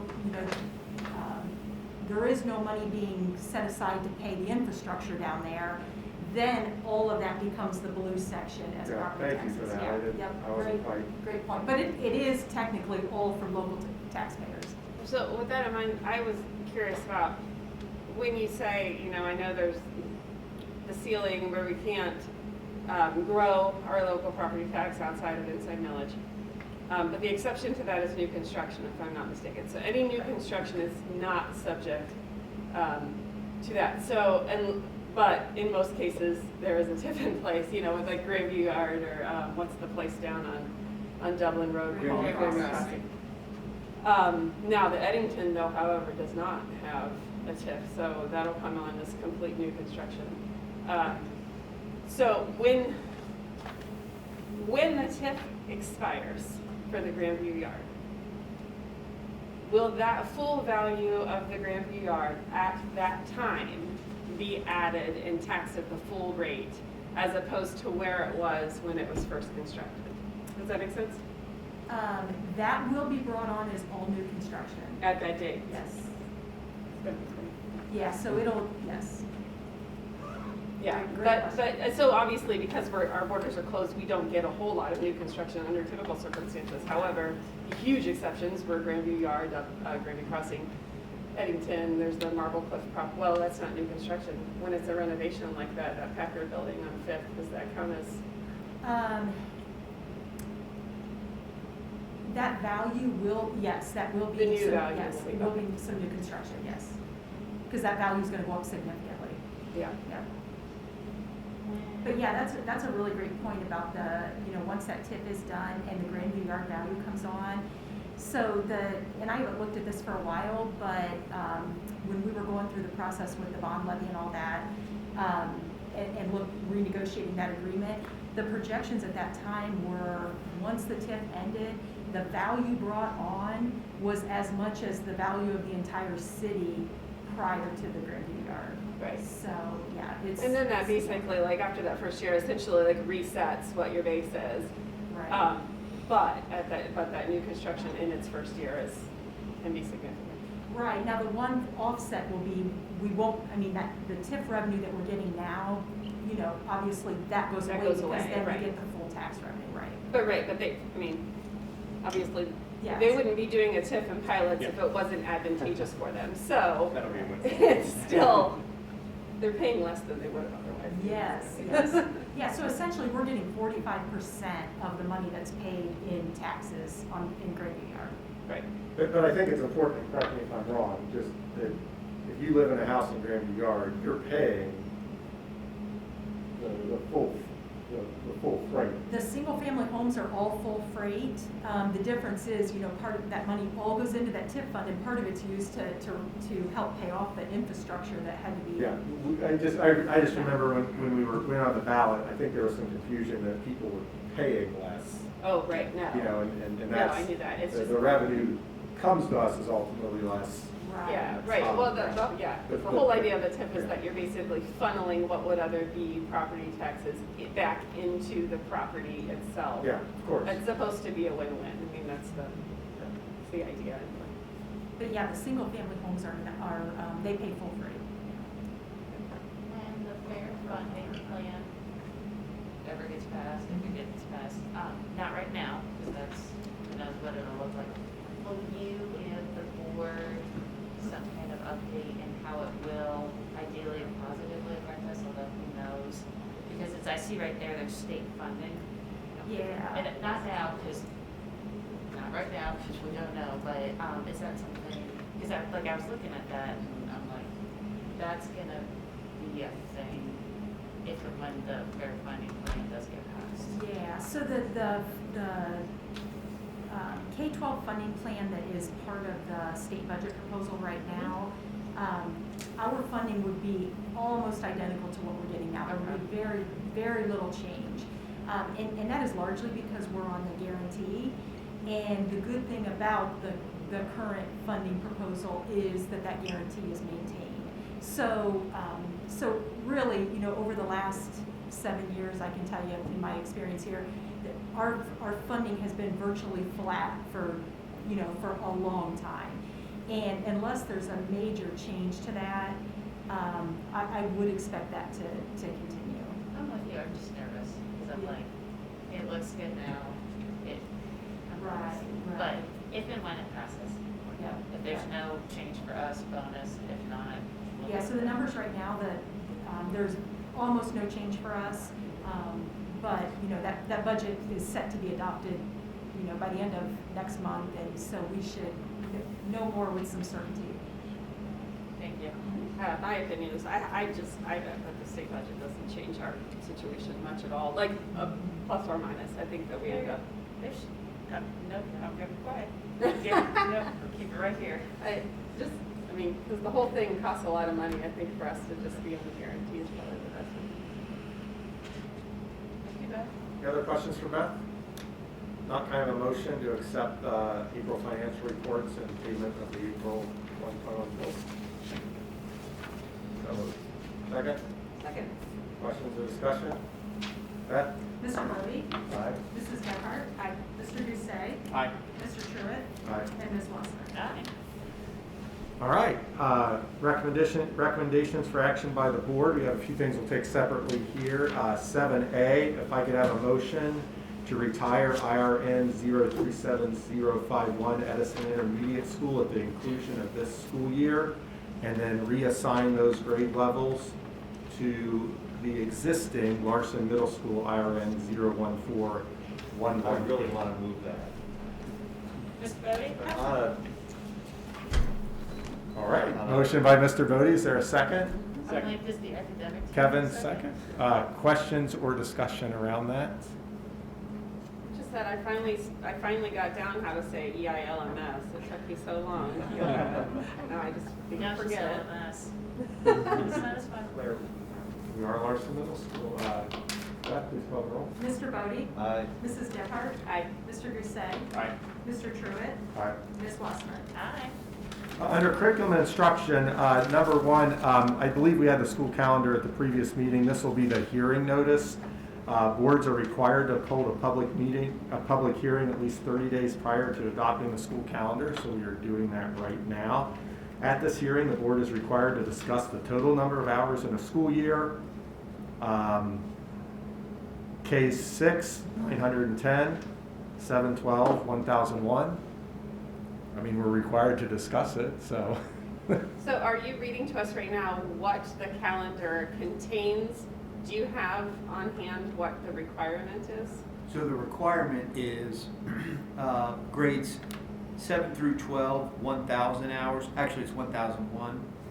And then full day kindergarten, 9, 10. And then half day kindergarten, which is somewhat irrelevant given that we won't have it. So we are above all of those hours for the year and then some. Thank you, I was saying that backwards. Thank you. So any other questions or discussions on the calendar? And then, so next month, we will vote on the school calendar for, as included in that. I have a question. Do those hours compare to previous years?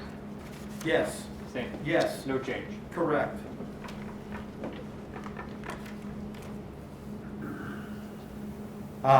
Sort of exciting, and I'd ask that we take it separate. And one of my favorite things is that we as a board who don't educate the kids K-12 or do all the work with the staff and the students get to vote on the roster for graduation that is coming right around the corner. So if I could have a motion for A2, the roster of candidates for graduation. Does anyone have a graduating baby? Mr. Bodie, you want to do it? Sure, I can attest that they are fine young men and women. And some even mowed the lawn today without being prompted. I will move the candidates for graduation. Do we have a second? I'll second. I'm not sure who that is. Molly. All right. Beth? Mr. Bodie? Aye. Mrs. Gephardt? Aye. Mr. Doucet? Aye.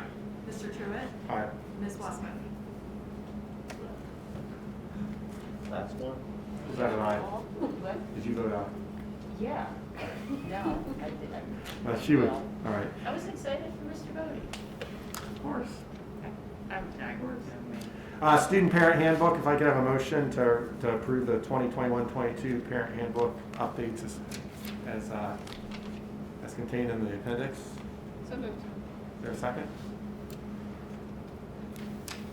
Second. Questions or discussions on the handbook? Beth? Mr. Bodie? Aye. Mrs. Gephardt? Aye. Mr. Doucet? Aye. Mr. Truitt? Aye. And Ms. Westman? Aye. Thank you for that, my fellow board members. I do know that sometimes parent handbooks are when board members decide to really get in the weeds. So a no discussion approval, I think, is much appreciated moving forward. Policy and procedure, we have a final read and a vote on B1, A through N. I could just have a motion. So moved. Second. Questions or discussions on the final read of the policies? Beth? Mr. Bodie? Aye. Mrs. Gephardt? Aye. Mr. Doucet? Aye. Mr. Truitt? Aye. And Ms. Westman? Aye. Business and finance, a couple of things to point out. The 5-year forecast as presented is in the business and finance, along with, I think that was the main thing that we wanted to point out there. I was thinking about something later. If I could have a motion for C, business and finance 1 through 13. So moved. Second. Questions or discussions?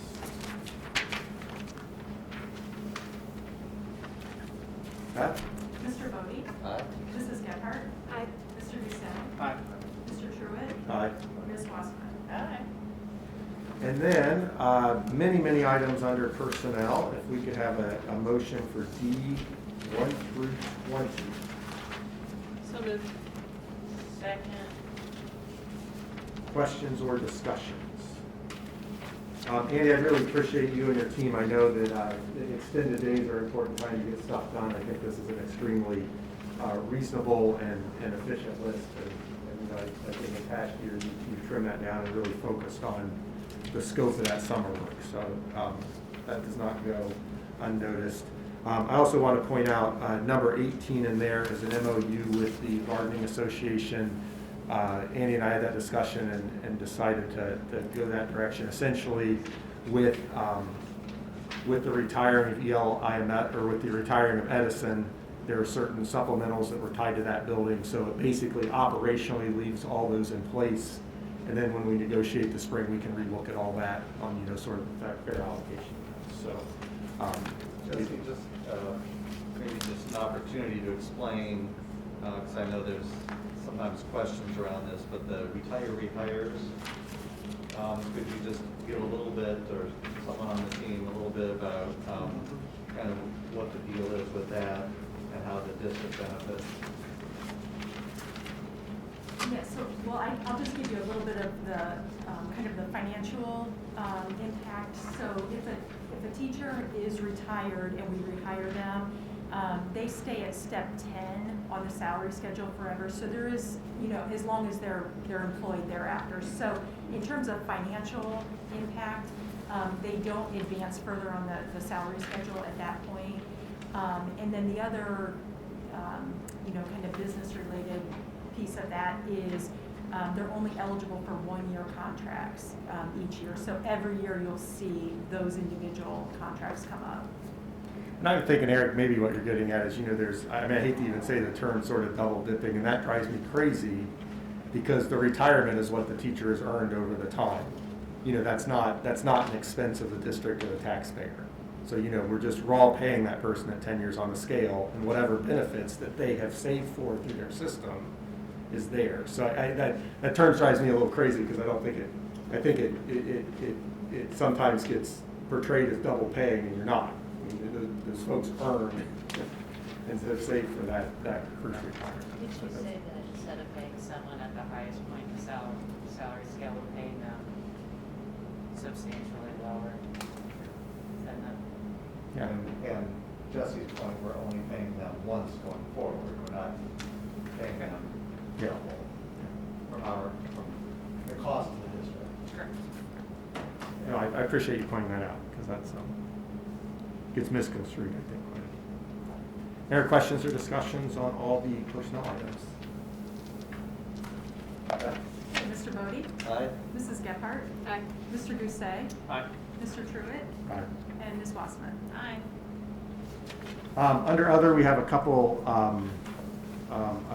change of the June 21st board meeting date from the 30th to the 23rd, the week prior, to meet everyone's schedule. And then we'll go ahead and at this point approve a special meeting on that same date from 5 to 7 for the purpose of superintendent and treasurer evaluation discussion, which that section will obviously be executive session. So if I have a motion to approve those two items. So moved. Second. All right. Discussion. Beth? Okay, Mr. Bodie? Aye. Mrs. Gephardt? Aye. Mr. Doucet? Aye. Mr. Truitt? Aye. And Ms. Wassman? Aye. And as we think about our summer, we do not have a regularly scheduled July meeting, and there is the potential that we will need to at least have 3 of us come together for the purpose, at a special meeting for the purpose of personnel, if we would have a last-minute resignation or trying to hire somebody before that early July deadline. Are we still allowed to do virtual meetings through the summer, I believe? And so if folks are legitimately out of town, we could still potentially, just three of us would need to do that. So just, keep that in mind. We don't schedule that meeting. And some years we do it and some years we don't. And every year I think we won't need to, and every year we do. So as far as the location, we do have an item for discussion. This space is not available to us moving forward for our next board meetings beginning in August. And so we would need to look for come to a consensus on a board meeting location for August through December of 2021. We want to certainly do something that's available. I didn't know if we wanted to start those in Larson Middle, or in the new middle school media center starting in August. Does that work calendar-wise, and is that okay with the board? Can I ask about which? Well, I just want to make sure they're not doing something else in there at that time. And then the second piece, so the June meeting is still scheduled for here, I believe. And I just know that they're packing. Would it be easier if we were just out of the way, or does it matter? I think we're okay. Worst case, we can do it for We're okay for the June meeting. Okay. I just wanted to, and if we would need to change that, we just want to be out of the way of the transition. So, okay. Then we will continue our June meeting here for our last one in the current Brooks Media Center, and then we will update the website in plenty of time for August through December. That those will be at the Larson Middle School, the Larson Media Center. So, just real quick, related to that, this conversation made me think to myself, I'm looking at you, Chris, and Matt. I'm not trying to stress you out, but I'm guessing that the new Larson Middle School might not be a part of our facility usage reservation. It will be. Right. Yeah, maybe, okay. All right. I believe there's no need for executive session. If there's any other items for discussion from the board, then I will entertain a motion for adjournment. So moved. Second. All right, all in favor?